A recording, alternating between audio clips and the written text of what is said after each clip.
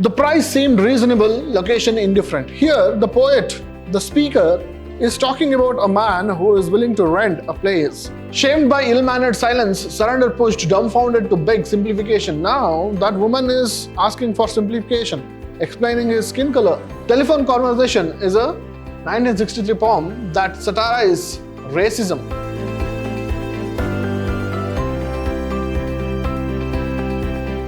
Hello students, I am Anil, Assistant Professor of English, Vidyashram First Grade College, the Temple of Excellence, Mysuru.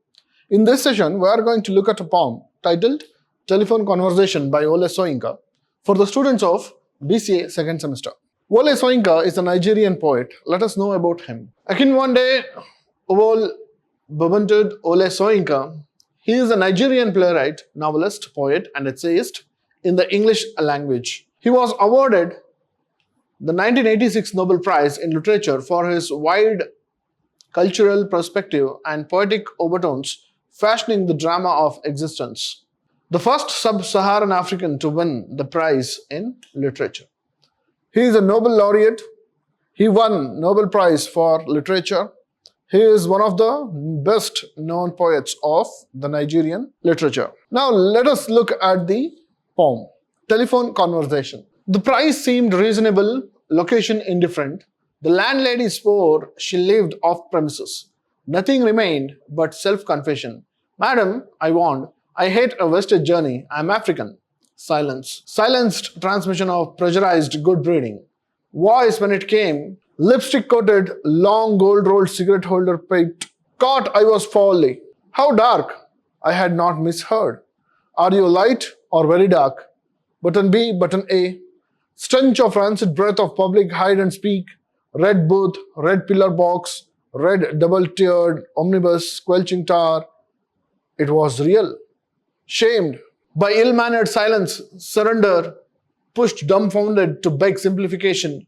Considerate she was, varying this emphasis. Are you dark or very light? Revelation came. You mean like plain or milk chocolate? Her accent was clinical, crushing in its slight impersonality. Rapidly wavelength adjusted. I chose West African sepia and as afterthought, down in my passport, silence for spectroscopic flight of fancy, till truthfulness clanged her accent, hard on the mouthpiece. What's that? Conceding, don't know what that is. Like brunette, that's dark, isn't it? Not altogether. Facially, I am brunette, but madam, you should see. The rest of me, palm of my hand, soles of my feet are a peroxide blonde. Friction caused, foolishly madam, by sitting down, has turned my bottom raven black. One moment, madam, sensing her receiver rearing on the thunderclap about my ears. Madam, I pleaded, wouldn't you rather see for yourself? Here, the poem ends. After reading the poetry, what did you understand? So here, there is a protest against racism that was being practiced. So let us look at the poem from the beginning. The price seemed reasonable, location indifferent. Here, the poet, the speaker, is talking about a man who is willing to rent a place. And he had got a place.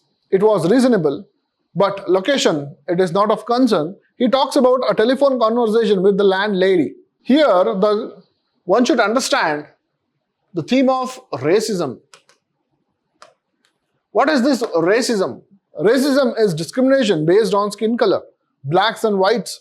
So here, Wole Soyinka is a Nigerian poet and he is wonderfully picturizing a conversation between a white landlady and a black African tenant. So here, there is discrimination in the words also. And he explains like this. The price seemed reasonable, location indifferent. The landlady swore she lived off premises. That means the landlady promised she was not residing in the building. She lived somewhere else. Nothing remained but self-confession. So here the poet or the speaker says, everything was settled, we agreed on the terms, but only one thing was remaining, that was self-confession. What was that? Madam, I warned, I hated a wasted journey, I am African. So here he says, I don't want to come there and get disappointed. So what do? He tells about himself, I am African. Then there is silence. Silence transmission of pressurized good breeding. Now that woman is thinking about him being black. Now there is some pressure building in the conversation. Voice when it came, lipstick coated, long gold rolled cigarette holder pipped. So here he gives a picture of the landlady. She was white, she was wearing lipstick, and she had a cigarette pipe. Caught I was foully. Now she is thinking. Now the speaker says, oh, I am caught. How dark? She started asking him, how dark? I had not misheard. Are you light or very dark?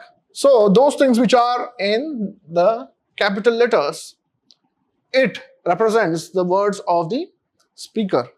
It represents the words of the landlady. Button B, button A. Now he is thinking, this question is not as simple as choosing button A or button B. Stench of rancid breath of public hide and speak, red booth, red pillar box, red double-tiered omnibus, squelching tar. It was real. Now listening to this, that the woman is asking about his skin color, he thinks that he was really shocked. He thinks, is all this real? And looking at everything, the box where people speak on the public booth, a stench is coming out of it.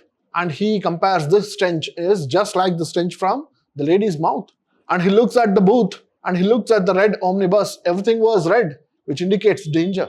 So here he says, it was real. And now he shamed. He speaks. Shamed by ill-mannered silence, surrender pushed, dumbfounded to beg simplification. Now that woman is asking for simplification, explaining his skin color. Considerate she was, wearing and emphasize, are you dark again? She broke the silence. Again she asked, are you dark or very light? Revelation came. You mean like plain or milk chocolate? Now the speaker replies, you mean like plain or milk chocolate? Are you talking about that to differentiate my skin color? Her accent was clinical, crushing in its slight impersonality, rapidly wavelength adjusted. Now she was pressing on him to know whether his color is really dark or light. And now his wavelength adjusted. Now he gets to know how to speak with the lady.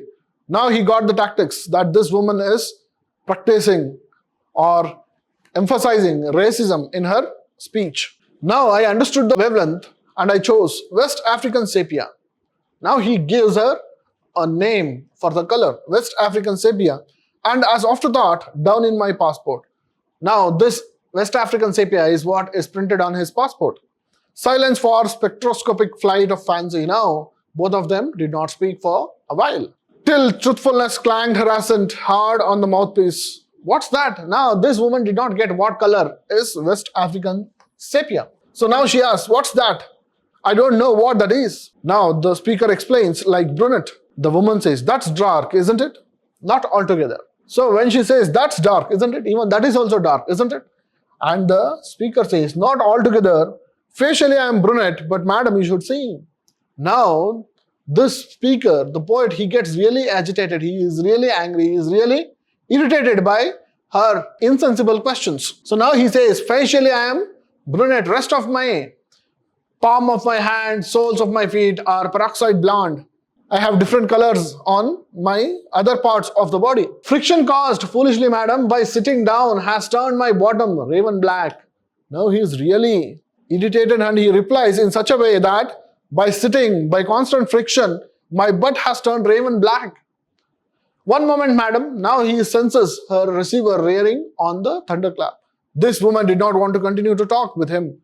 She was about to keep her receiver down. But the speaker says, ma'am, just a minute. Sensing her receiver rearing on the thunderclap about my ears, madam, I pleaded, would you rather see for yourselves? Why don't you come here and see which color am I? You come and witness what color am I? Here the poet is protesting against what this woman just did. She was into racism. She was discriminating based on skin color. Therefore, the poet got really agitated and he says, there is no humanity with this landlady. Therefore, in the end, he says, my butt has turned into raven black. You just come and see for your own self. And the conversation is cut. So this is what is called telephone conversation, written by the poet Ole Soyinka. To summarize this, telephone conversation is a 1963 poem that satirizes racism. The poem describes a phone call between a landlady and the speaker who is black. The speaker is black About renting an apartment, the landlady is pleasant until she learns that the speaker is African, at which point she demands to know how light or dark. She wanted to know what kind of darkness that the person was. The speaker's skinniness. In response, the speaker cleverly mocks. In the end, he cleverly mocks at the landlady's ignorance and prejudice, demonstrating that characterizing people by their skin color diminishes their humanity. This is the summary of this poem, Telephone Conversation. We shall meet in the next class. Thank you.